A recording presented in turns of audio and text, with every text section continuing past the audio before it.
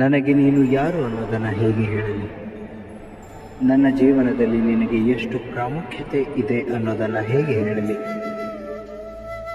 ನನಗೆ ನೀನು ಎಲ್ಲರಂತಲ್ಲ, ನನ್ನ ಪಾಲಿಗೆ ನಿನ್ನಂತೆ ಯಾರೂ ಇಲ್ಲ. ನನ್ನ ಮನದ ತಕ್ಕಡಿಯಲ್ಲಿ ಒಂದು ಬದಿಗೆ ಎಲ್ಲರನ್ನ ಇರಿಸಿ ಇನ್ನೊಂದು ಬದಿಗೆ ನಿನ್ನನ್ನಿರಿಸಿದಾಗ ನನ್ನ ಮನಸ್ಸಿನ ಮುಳ್ಳು ನಿಸ್ಸಂದೇಹವಾಗಿ ವಾಲೋದು ನಿನ್ನ ಕಡೆ.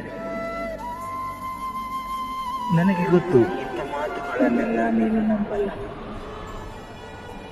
ನಾನು ಪ್ರತಿ ಸಲ ನಿನ್ನ ಕಡೆ ನನ್ನ ಭಾವನೆಗಳನ್ನು ವ್ಯಕ್ತಪಡಿಸಲು ಬಂದಾಗ, ಹೋಗೋ, ಇಂಥ ಬಣ್ಣದ ಮಾತುಗಳಿಗೆ ಏನು ಕಡಿಮೆ ಇಲ್ಲ ಎನ್ನುವ ಆ ನಿನ್ನ ನುಡಿ ನನ್ನ ಭಾವನೆಗಳ ಬಾಯಿಗೆ ಬೀಗ ಹಾಕಿಬಿಡುತ್ತೆ.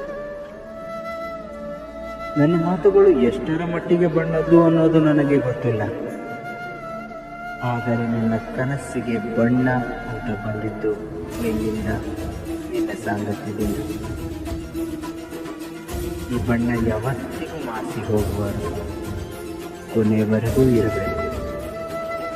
ಈ ನನ್ನ ಒಲವು ಪುಸ್ತಕದ ಆರಂಭದಿಂದ ಅಂತ್ಯದವರೆಗೆ, ಮುನ್ನುಡಿಯಿಂದ ಮುಕ್ತಾಯದವರೆಗೆ ಇದು ಭಾವನೆಗಳ ಸಾಗರದ ಸಣ್ಣ ಹನಿ, ಪಾಪ ಬರೆಯುತ್ತದೆ.